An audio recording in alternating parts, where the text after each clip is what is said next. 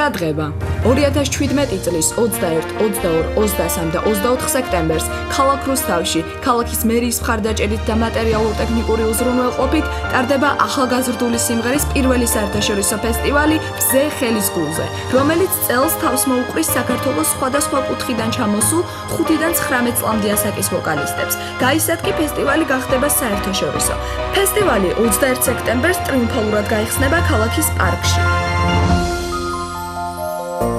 ჩემს ხელის გულზე და ეშვამზე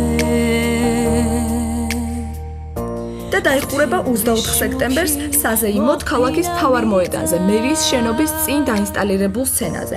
ფესტივალის მეგობარი და მხარდამჭერია კომპანია მადაგონი.